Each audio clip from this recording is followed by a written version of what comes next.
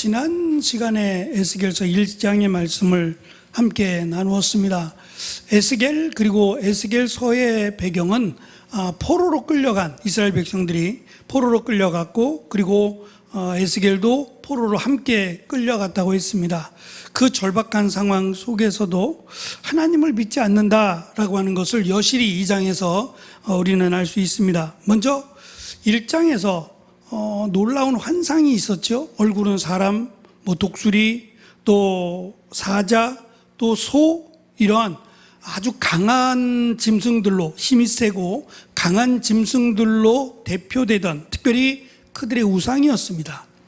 그래서 제가 지난 시간에 사진을 보여드린 것처럼 몸은 사자의 몸이고 독수리의 날개를 가졌고, 사자의 발톱과 얼굴은 사람의 얼굴이고, 이것이 실제로 그들이 섬겼던 신, 아수르의 신은 라마수라고 불렸는데 비슷해요. 다만 이 바벨론의 신은 날개를 더 가졌고 몸이 황소가 아니라 사자의 몸이라는 점이 좀 다릅니다. 어쨌든 이 네 가지의 얼굴이라고 설명되는 이 말도 안 되는, 어떻게 얼굴이 네 개일 수가 있어요? 이것은 그들의 우상이었다는 거예요. 그런데 더 놀라운 것은 이들이 우상이라고 말하는 하나도 아니고 네 개가 조합되어 있어요. 원래 이들은 하나씩 만들었어요. 얼굴은 하나고 그 몸집대로 그들의 힘을 상징하는 몸이나 날개나 이런 식으로 조합해서 만들었는데 1장에서는 그것도 모자라서 얼굴이 네 개예요. 더 강한 그들이 생각할 수 없는 더 강한 우상이겠지만 그 우상조차도 하나님의 명령에 복종한다라는 것과 또 하나님을 경배하고 있는, 노래하는, 경배하는 모습들을 보여주므로 두려워할 것은 저들의 왕이나 저들의 우상이나 저들의 힘이 아니라 살아계신, 보이지 않지만 살아계신 하나님이시다라고 하는 것을 지금 에스겔 선지자에게 강조하고 이것을 전하라고 지금 가르쳐 줍니다. 오늘 우리가 읽은 말씀에 보면 두루마리가 등장을 합니다. 사실 말이 좋아 두루마리지 양피지나 이런 가죽에 아마 쓰였을 가능성이 많아요. 그러니까 우리가 지금 쓰고 있는 종이는 당연히 없을 것이고, 이집트에 있는 갈대를 통해서 만들어 놓은 파피루스라고 하는, 근데 이것은 둘둘둘 말 수가 없어요. 조금만 말면 그냥 뚝뚝 끊깁니다. 지금처럼 종이처럼 질이 좋지 않아요. 그냥 펴놓고 쓰기에는 모르겠지만 둘둘 말면 다 끊어집니다. 그래서 이것은 그냥 양피지에다가, 가죽에다가, 짐승의 가죽에다가 쓰여진 것일 것이다 라고 말합니다. 어쨌든 이건 상징적인 부분인데 여기다가 하나님이 말씀을 기록하셨다 그랬어요. 근데 그 말씀의 특징들은 재앙이나 심판에 대한 내용이 가득 들어있다 그랬어요. 근데 이것을 먹으랍니다. 이걸 어떻게 먹어요? 어떻게 먹어요? 그러니까 보여진 것도 환상이란 얘기죠. 실제로 진짜 두루마리를 주고 두루마리를 먹으라고 했을 리는 없고 환상입니다. 마치 우리가 잘 아는 사도행전에 기록된 베드로가 환상 가운데 하늘로부터 보자기가 이렇게 내려오죠. 근데 이 보자기 안을 들여다봤더니 거기에는 온갖 이스라엘 백성들이 보기에는 다 부정한 짐승들이에요. 뭐가 들어있는지 설명하지 않지만 딱 눈에 봐도 부정하다 여길 만큼 전혀 거룩하지 않은, 정결하지 않은 짐승들이 가득 들어있는데 이것을 먹으라고 말씀하세요. 아마 이러한 환상이겠죠. 그래서 에스겔이 하나님의 말씀, 재앙과 심판이 가득 찬 두루마리를 보여주시고 이것을 먹으라고 말씀하셨습니다. 그래서 받아 먹으니 꿀과 같이 달았더라라는 말씀으로 오늘 내용이 이어집니다. 오늘 말씀에는 이제 에스겔을 보내시는 내용입니다. 그래서 하나님이 이것을 보여주시고 깨닫게 하시는 목적은 딱 하나예요. 가르치라는 거죠. 다시 말하면 우리가 믿음의 길을 걸어가고 또 연수가 더해짐으로 하나님의 말씀에 더 가까워지는 게 맞아요. 더 많이 배우는 거죠. 하나님의 말씀을 10년, 20년, 30년, 길게는 4, 50년 가까이 신앙생활하면서 배웠다면 깨달아져야 되지 않을까요? 그러니까 사실 어떤 면에서는 제가 늘 말씀드리지만 가르치는 것에도 문제가 있어요. 오죽하면 설교를 그렇게 많이 들었는데 성경을 모른다고, 그래서 성경을 배우고 싶다고 교회 중직자라고 할 수 있는 분들, 뭐 장로님이나 권사님이나 안수집사님 같은 교회 중직을 맡고 계신 분들이 신학교를 와요. 신학교는 보통 목사님들이나 전도사님들이 목사가 되기 위한 과정으로 만들어진 과정인데, 굳이 여기까지 목사가 되겠다는 것도 아닌데 거기까지 가는 목적은 딱 하나예요. 성경을 배우고 싶은 거예요. 제대로 성경을 알고 싶고 성경을 배우고 싶다라고 하는 그 열정, 그 마음으로. 등록금이 비싸요. 일반 대학보다는 쌀지 모르지만 등록금이 싸지 않습니다. 그런데 그 등록금을 지불하고 그 힘겨운 공부를 하겠다라고 오는 것은 그만큼 하나님의 말씀에 대한 사모함이 없으면 불가능해요. 근데 아이러니하게도 신학을 공부하겠다, 목사가 되겠다 하는 친구들은 공부에 열심이 없어요. 저는 고등학교를 졸업하고 목사님이, 우리 때는 전기 후기가 있었어요. 대학을 갈 때 전기 후기가 있었죠. 지금은 뭐 그런 게 다 없어졌는데, 전기를 쳤는데 떨어졌어요. 근데 후기는 가고 싶지 않고, 서울권에 있는 고등학교를 나왔으니까 후기는 자존심이 있어서 가고 싶진 않고, 재수는 하고 싶지 않고 갈등하고 있었는데, 목사님이 그때 제가 열심히 했던 것 같아요. 정말 뭐 믿음이 좋고 신앙이 좋아서 그러셨을까? 제가 돌아보면 열심은 있었는데 뭐 그렇게 믿음이 있다거나 그러진 않은 것 같아요. 근데 목사님이 좋게 보셨는지 신학교를 가라고 추천서를 써주셨어요. 또 순종하는 마음으로, 알지도 못하면서, 그게 뭔지도 모르면서 신학교를 덜컥 가고 갔어요. 그리고 1년을 공부하면서 잘못 왔다 생각했어요. 1년, 신학교 1년, 20살이죠. 신학교 1학년을 다니면서 잘못 왔다. 여긴 내가 올 때가 아닌 거다 라고 생각하고 1년을 마치자마자 서둘러 군대를 갔어요. 시간을 좀 벌자는 의미였어요. 어차피 가야 되는 군대인데, 내가 휴학을 할까? 그만 다닐까? 이런 고민들을 끌어안고 군대를 가서 아주 지긋지긋하게 고생을 했습니다. 이 얘기를 하자면 오늘 하여튼 12시까지 해야 될 정도로 참 파란만장한 일들이 많았어요. 결국 이 일들을 통해서 하나님이 다시 신학교를 다니게 만드셨어요. 근데 신학교를 다니고 3년을 더, 제대하고 3년을 더 다니고 내린 결론은 그만하자. 이 길은 내 길이 아니다 라는 것이었어요. 그래서 과감하게 내려놓고 신학교 졸업하고 그냥 저는 직장 다니다가 이건 아니다 라고 해서 사업을 시작했죠. 문구점부터 시작해가지고 사업을 시작했어요. 그리고 교회에서는 제가 29살, 27살에 결혼하고 28살 땐가 제가 집사 임명을 받았으니까요. 그리고 32인가 때 안수집사 피택을 받았으니까, 그대로 가면 목사님이 40대가 안 돼서, 그러니까 안수집사 연수를 따지면 집사 받고 나서 3년, 안수집사 받고 나서 5년에서 7년 이렇게 계산하면 거의 35, 6이면 빠르면 장로님이 되는 거예요. 그래서 목사님은 저를 40대 전에 장로 세우겠다고 그러셨는데, 제가 7년 동안 장사 쪽을 하다가 접고 다시 이제 신학교로 가게 됐죠. 그러면서 제가 사모한테 하는 말이 있었어요.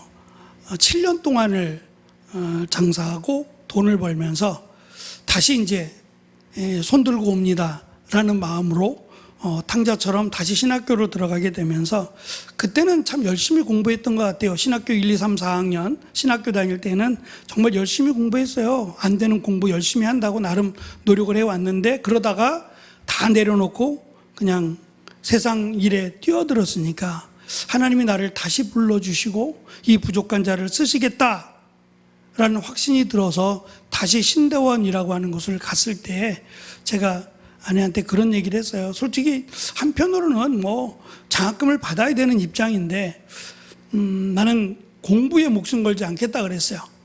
그러니까 장학금을 받기 위해서 학교 공부에 연연하지 않겠다.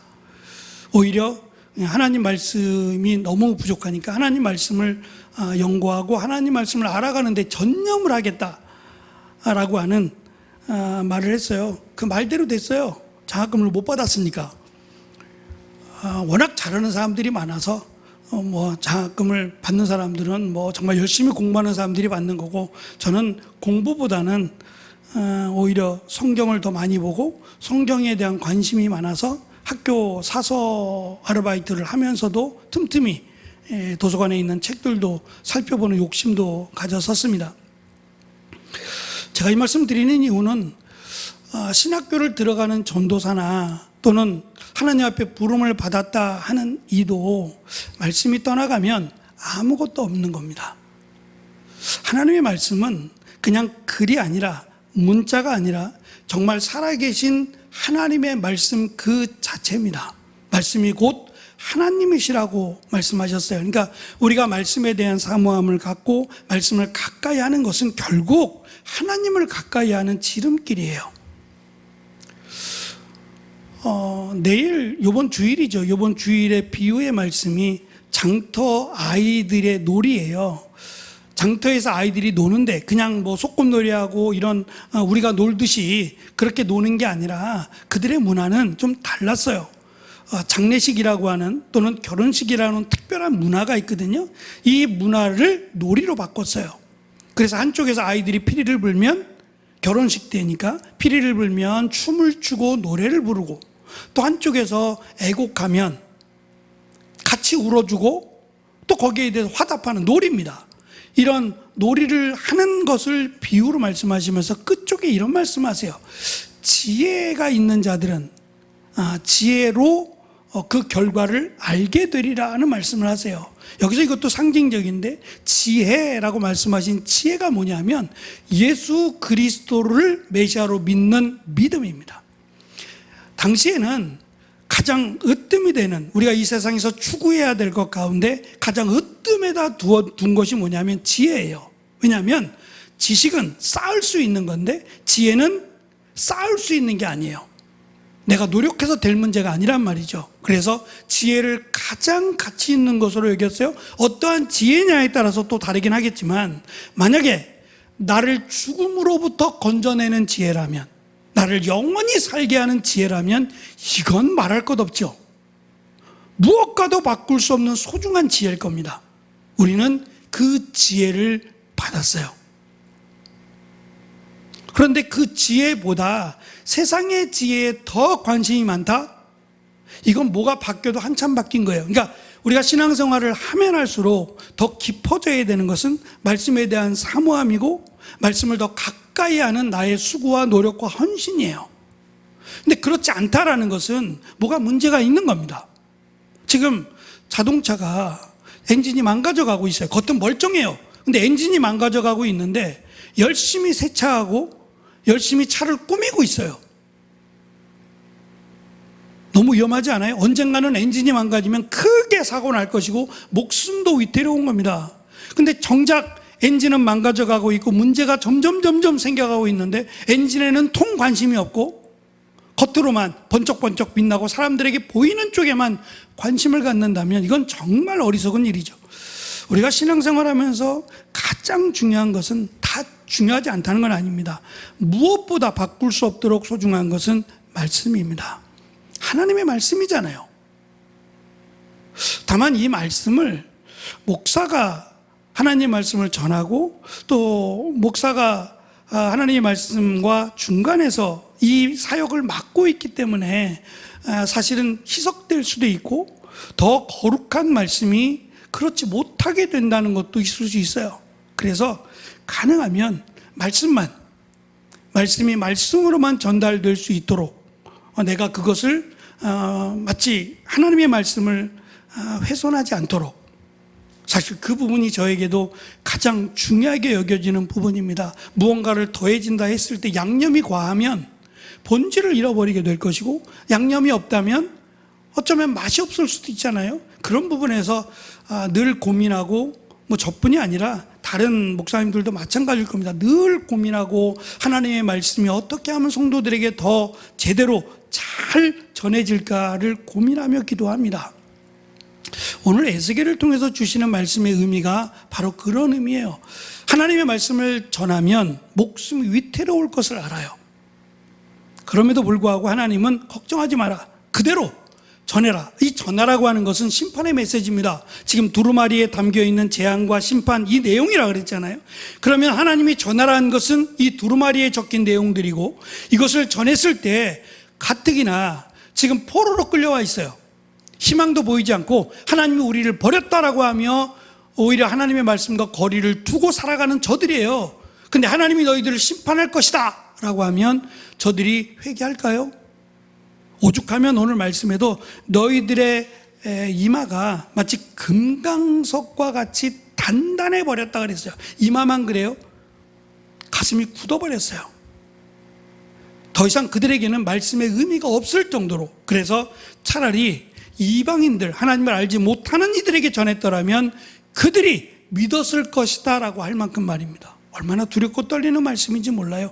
하나님을 오랫동안 섬기고 믿어왔는데 그 안에 하나님이 없어요. 오히려 안 믿는 사람보다 더 못한, 이건 우리가 좀 심각하게 받아들여야 될 말씀이 아닌가 싶습니다. 자, 오늘 말씀을 보면서 또 말씀을 드리겠습니다. 1페이지에 보시면 첫 번째 1절부터 7절까지 내용입니다. 사명을 주시는 하나님과 패역한 이스라엘에 대한 내용입니다. 하나님께서 에스겔을 부르신 이유는 한 가지입니다. 이스라엘 백성에게 보내시기 위함이라고 설명합니다. 이스라엘 백성은 언약의 자손임에도 불구하고 배도에 빠지고 하나님의 말씀을 거역하고 죄악을 짓는 일들을 전혀 거리낌 없이 행하고 있었어요. 부끄러움도 없고 뻔뻔하고 마음이 강팍해진 상태였습니다. 문제는 하나님이 저들을 버려도 돼요.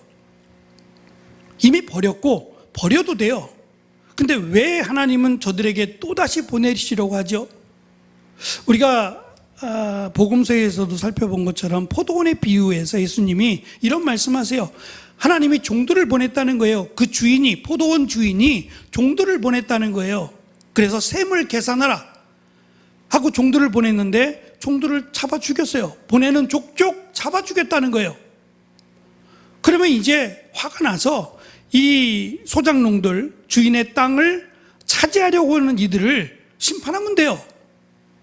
근데 또 보내는데 이번에는 아들을 보냅니다. 설마 아들을 죽이기까지 하겠느냐, 아들을 해야겠느냐라고 하며 아들을 보내는 내용이 나오고 아들을 죽이죠. 죄의 무서운 점이 그런 것 같아요. 우리가 지금 사실 우리나라는 좀 안전하다라고 여겨지는데 가끔씩 들려오는 이런 내용들이 참 지금 무서운 시대다라는 것을 느끼게 합니다. 묻지마 살인 들어보셨죠? 이유가 없어요. 내가 잘못한 것도 없어요. 근데 그냥 살인해요. 이걸 어떻게 피하죠? 이유도 없이 밥 먹다가 엘리베이터 탔다가 길을 걸어가다가 그냥 아무런 이유 없이 칼에 찔린다고 생각해 보세요. 만약에 우리나라가 총기 소유가 됐다면 아마 다른 나라보다 더하면 더하지 덜하지 않을 것 같은데요. 총기 소유가 된다면 말이에요. 무서운 일들이 일어나지 않을까? 저만 그렇게 느끼는지 모르겠어요. 그래서 절대로 총기가 소유되는 일이 없도록 우리가 기도해야 되겠다라는 생각도 가져봅니다. 말도 안 되는 이유로 막 아이들도 막 총을 가지고 와서 학교에서 이런 엄청나고 끔찍한 일들이 벌어지지 않습니까? 강팍해서 그래요. 죄라는 것을 인지하지 못하고 살아갑니다. 이게 제일 무섭다는 생각이 들어요. 지금 하나님이 이들이 죄가 무엇인지를 모르는데 선지자들을 또 보냅니다. 에스겔을 보내서 그들의 그 강팍한 마음에 하나님이 심판하시겠다는 말씀을 전하라고 보내신다는 겁니다. 2장 8절로 3장 3절까지 긴 내용입니다. 가장 긴 내용은 두루마리를 먹는 에스겔 선지자에 대한 내용입니다. 이 두루마리는 안팎에는 장차 이스라엘에 임할 애가와 애곡과 재앙에 대한 심판의 내용으로 가득해 있다 그랬습니다. 그런데 이 말씀을 먹으라고 말씀합니다.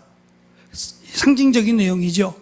이 말씀을 전하라는 거예요. 가감하지 말고 그대로 전하라는 얘기입니다. 축복의 내용이 없어요. 그렇게 바라고 소망하던 축복이라는 게 없어요. 다 심판에 대한 내용입니다. 맞는 거죠. 문제는 심판의 소리를 듣고 니느웨라고 하는 앗수르의 수도 아니었어요? 그 패역한 나라라고 소문난 앗수르가 왕을 중심으로 회개를 합니다. 그냥 회개가 아니라 옷을 찢고 죄를 뒤집어 쓰는 말 그대로 진정한 회개를 해요. 그래서 하나님의 심판을 유보하시죠. 미루세요. 그래서 요나는 하나님이 그러실까봐 그래서 내가 안 간다고 하지 않았습니까? 라고 말할 정도예요. 그렇다면 정작 북이스라엘 너희는 어떠냐? 너희는 앗수르보다 조금 더 나은 것이 없는데 왜 너희들은 회개할 생각을 안 하느냐? 너희들은 심판을 받지 않는다고 생각하느냐? 라고 말씀하시면서 요나에게 가라 그러시죠. 네가 여기 있어야 될 이유는 없다는 거예요. 네가 지켜본다고 멸망하고 지켜보지 않는다고 안 멸망하는 게 아니다. 그것은 하나님이 결정하신다. 너는 돌아가서 그대로 니느웨에게 했던 대로 북이스라엘에게 전하라는 거예요. 근데 요나서는 어떻게 됐는지 몰라요. 끝이 안 나요. 제가 볼 땐 툴툴거리고 갔을 거예요. 늘 그랬던 것처럼 툴툴거리고 갔고 가서 이스라엘 백성들에게 이스라엘 백성이니까 뛰어가지는 못할 망정 소리나 쳤을까 싶어요. 내가 오랜 동안 신앙생활 했다고 심판을 안 받는다라고 하는 보장은 없어요. 내가 목사니까 괜찮을 거야? 그런 건 없습니다. 하나님 앞에서 누구나 하나님의 말씀의 기준이 되어서 그 말씀대로 살아가느냐가 가장 중요하다는 것을 계속해서 강조하십니다. 문제는 에스겔이 이 심판과 재앙과 애가에 대한 내용들로 가득 찬 두루마리를 먹었어요. 얼마나 써요?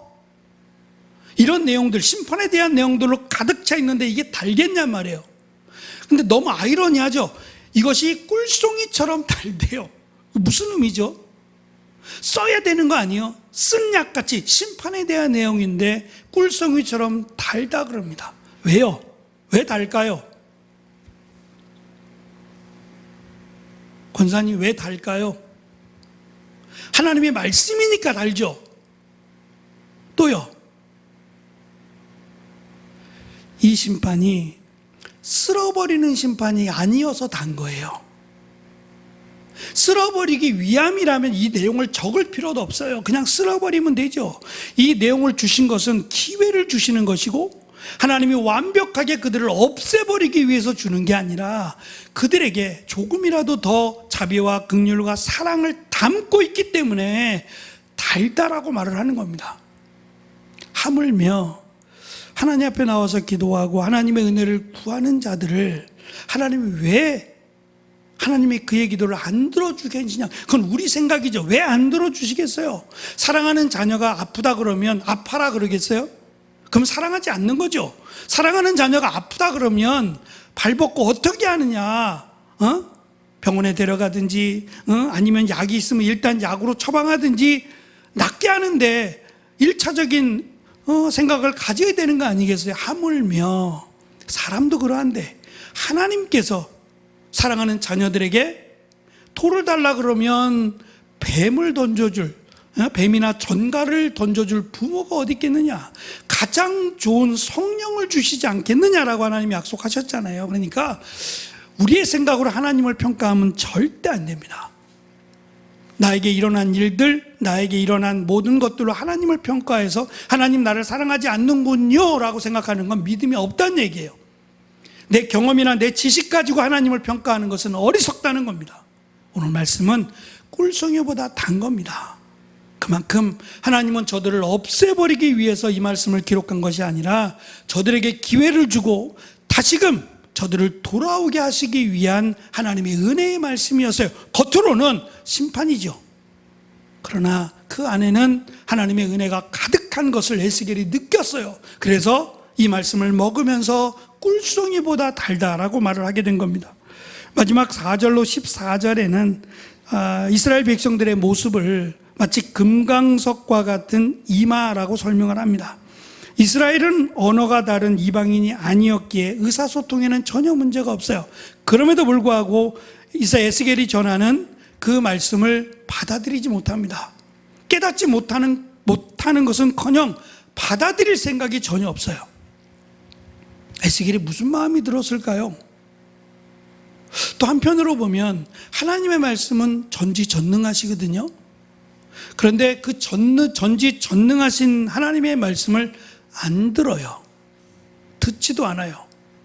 그래서 하나님께서 이스라엘 백성들을 하나님의 백성으로 삼고 이스라엘 백성들을 광야로 인도하시면서 첫 번째 하셨던 말씀이 들으라예요.